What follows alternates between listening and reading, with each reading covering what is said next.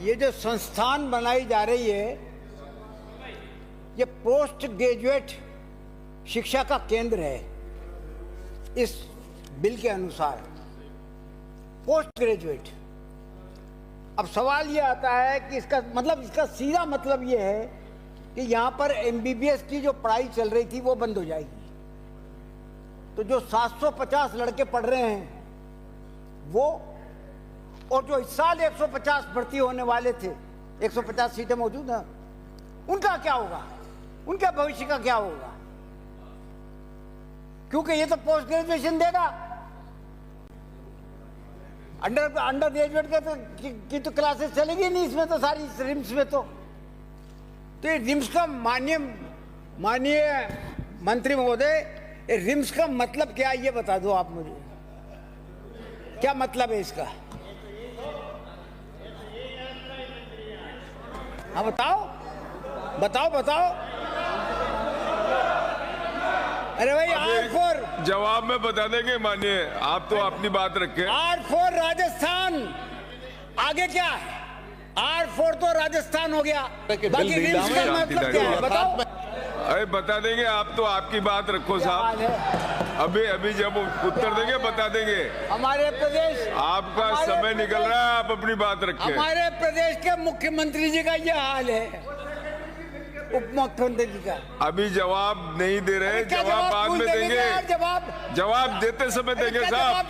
शुरू में रिम्स ही नहीं आता। अभी तो आप अपनी बात रखें। अभी कोई सवाल जवाब का समय थोड़ी है। इंस्टीट्यूट ऑफ मेडिकल साइंसेज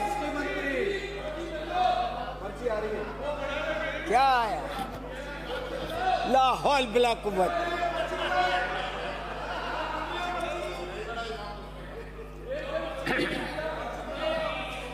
अब 400 पैरा मेडिकल छात्र इसमें पढ़ते हैं, रिम्स आरयूएचएस में, आरयूएमएस में। उनका क्या होगा? उनके बारे में कुछ नहीं है इस बिल में। कहां जाएंगे वो? किस तालाब में डूबेंगे? कहां उनको भेजोगे आप? भेजोगे नहीं भेजोगे? नामो निशान नहीं है उनका कहीं पर भी। तो स्थिति साफ दिखती है कि सरकार ने घोर लापरवाही के साथ ये बिल पेश किया है। तीसरी बात, सैकड़ों परिवारों में अनिश्चितता पैदा हो जाएगी इस बिल से। किसी ठोस योजना के युवाओं का भविष्य अंधकार में जाएगा, सीधा अंधकार में डलेगा उनका भविष्य विचारों का। राजनीति कुछ नहीं है, राजनीतिक स्वार्थ साधने के लिए।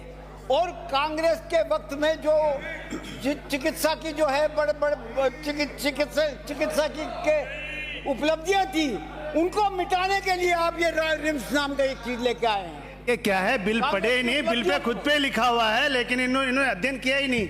मेरे को ध्यान है, मैं जवाब दूंगा एक चीज का। बिल का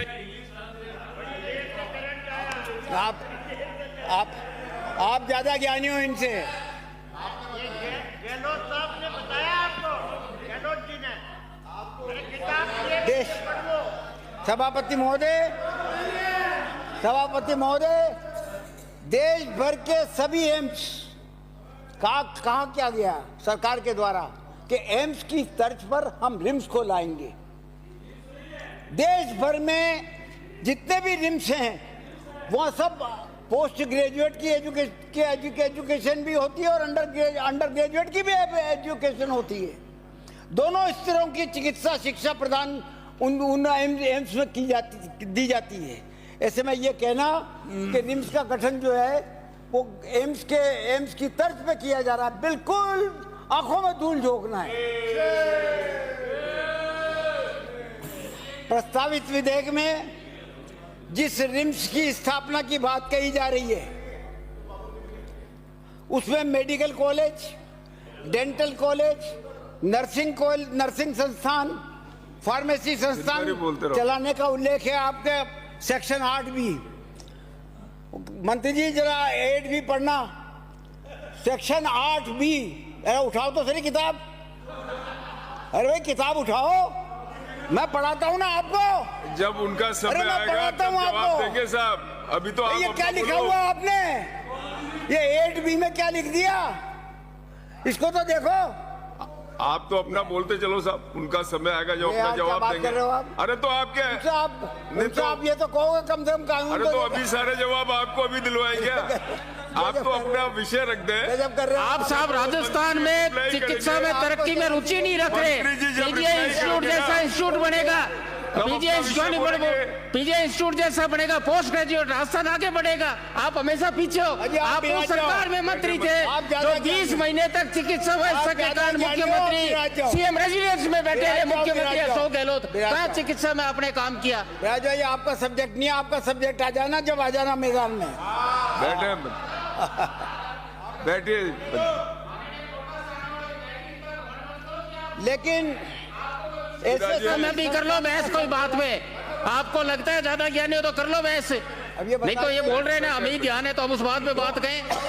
बात नहीं चाहे इनको सक्षम है नहीं सरकार आप नेता प्रतिपक्ष यही बात रख रहे हैं। ये बात कहा हमें बोलने का नहीं है। आपको कोई आपको ज्यादा ज्ञान है, आप ही को ज्ञान है क्या?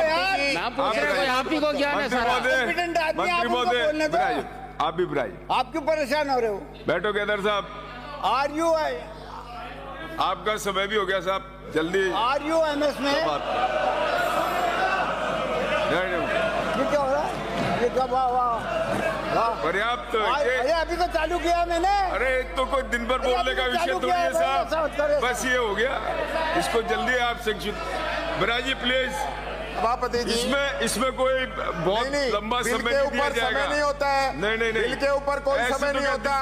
नहीं विषय वस्तु पे ऐसे नहीं होगा। विषय वस्तु माननीय सभापति महोदय बोल सकते हैं। माननीय सभापति महोदय से अलग नहीं बोल सकते। धारीवाल जी का कौन सा समय हो गया? ये क्या बात? धारीवाल जी का कौन सा समय हुआ, कृपया इसके बारे में बता दें। ये बिल पे सदस्य के लिए छूट होती है, वो कितना भी बोल सकता है। मुख्यमंत्री जी डर रहे हो आप? जो प्रस्तावित रिम्स की बात की जा रही है,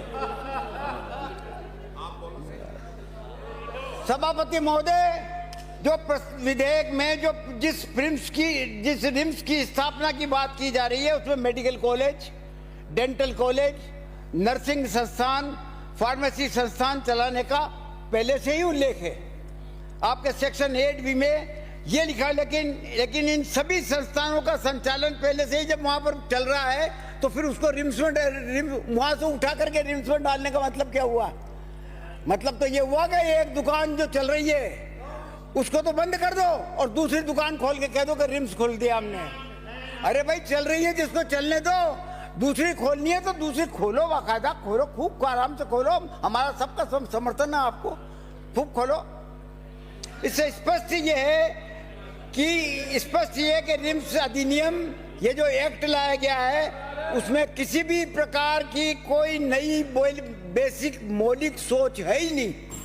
आप लोगों की कोई सोच नहीं है, सिर्फ नाम बदलना है, बिल्डिंग बदलना है। श्री डूंगरराम केदार हो गया। एक ही विषय को बार बार रिपीट करने से कोई तात्पर्य क्या? कौन सा रिपीट? हर बात वही है, आप रिकॉर्डिंग उठा के देख लो। कोई एक भी रिपीट नहीं किया है। सारी वही बात रिपीट हो रही है। या तो कोई नई बात रखे या विषय वाली बात रखे। आप बताओ ऐसे नहीं, ये क्या बात हो गई? आप कोई नया विषय रख रहे हो तो नई विषय रखो। हम बात नहीं रखते, आप रिपीटेशन मत करो। नहीं करेंगे, हाँ नहीं करेंगे। रिम्स एक आपने ऑटोनोमस बॉडी बनाई। आप कहते हो कि साहब ये ऑटोनोमस बॉडी है, स्वायत्त संस्थान के रूप में जो है काम किया जाएगा। ऑटोनोमस का अर्थ क्या होता है? ऑटोनोमस का अर्थ होता है कि संस्थान अपने कार्य पर स्वयं नियंत्रण रखे और स्वतंत्र निर्णय ले, वो ऑटोनोमस कहलाता है। लेकिन प्रस्तावित रिम्स में जो अध्यक्ष हैं और सह निर्देशक हैं वो तो अफसर बिठा दिया आपने, ये ब्यूरोक्रेट को बिठा दिया है। इन ब्यूरोक्रेट को तो क्या लेना देना? किस देश के किसी भी एम्स में कोई ब्यूरोक्रेट, कोई ऑफिसर नहीं है, किसी ऑफिस को होल्ड नहीं करता। इसका सीधा मतलब यह है कि यह संस्थान वास्तव में सरकार के अनुसार ही चलेगा और उसका संचालन पूरी तरह से प्रशासनिक अधिकारियों के पास ही रहेगा। ये अधिकारी चूट के खाएंगे। भारत में कहीं भी ऑटोनोमस इंस्टीट्यूशन का, चाहे वो शैक्षणिक हो और चाहे चिकित्सा से संबंधित हो, कोई ऐसा ढांचा नहीं मिलेगा आपको जहां पर कि ये इस तरीके की ऑटोनोमस गुजरी है। रिपीट तो नहीं हुआ डॉक्टर सभापति जी? नहीं, ये वाली विषय तो नहीं हाँ हुआ। यार, नहीं जाओ, मैं नहीं पहले कर रहे थे आप बार बार एक ही बात 5 मिनट तो रिपीटेशन में निकाल दिया आपने। देश के प्रमुख शैक्षणिक और चिकित्सा संस्थानों में जैसे AIIMS, IIT, IIM, PGIMER, KGMU Lucknow, AMU Aligarh, JIPMER, NIT, IIS और केंद्रीय विद्यालयों के अधिनियम में स्पष्ट रूप से प्रावधान है कि किसी मौजूदा संस्थान को अपग्रेड कर नए संस्थान में परिवर्तित किया जाता है।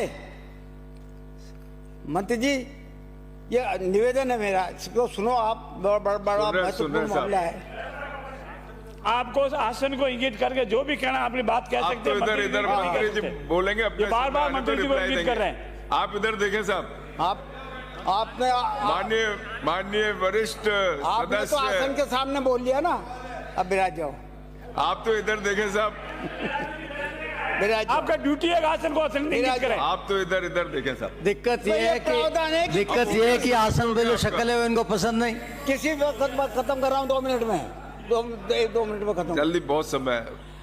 किसी भी मौजूदा संस्थान को अपग्रेड कर नए संस्थान में परिवर्तित किया जाता है तो पूर्व संस्थान के सभी कर्मचारी अपनी सेवा शर्तों, वेतन और वरिष्ठता के साथ नए संस्थान में समायोजित मतलब एब्जॉर्ब किए जाएंगे। ये पूरे भारत में वर्षों से चला आ रहा है, लेकिन आपके इसमें कहीं प्रोविजन नहीं है, कहीं पर भी नहीं है कि उन कर्मचारियों का और उन अधिकारियों का क्या होगा जो आज वर्षों से वहां पर सेवा दे रहे हैं।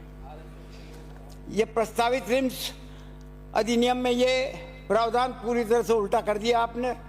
और RUHS मेडिकल कॉलेज की संपत्ति, चल व अचल संपत्ति रिम्स में समाहित कर, जबकि वहाँ के कर्मचारियों को पूरी तरह से बाहर रखा है। आपको ये रिम्स ही बनाना है तो अलग अस्पताल बनाओ। वर्तमान में जो RUHS चल रहा है उसको उसी रूप में चलने दो, वो यूनिवर्सिटी के बतौर चलता रहेगा। उसको काहे को छेड़छाड़ कर रहे हो? उसके मेडिकल कॉलेज ले लो, उसके डेंटल कॉलेज ले लो, ये ले लो, वो ले लो, लेकिन कोई नई चीज तो बनाओ।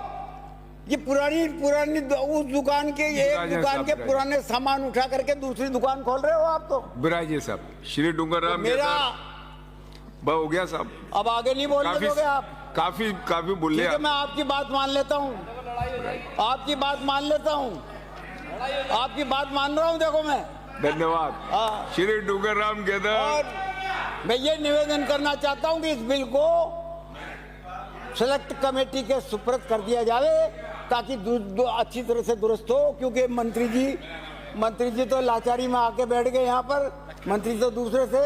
अब इनको श्री डूंगरराम गेदर, श्री पूसाराम गेदर, पूसाराम गोदारा 3 नंबर पर। श्री पूसाराम अरे मेरा नाम है माननीय सभापति महोदय पूसाराम गोदारा। हाँ,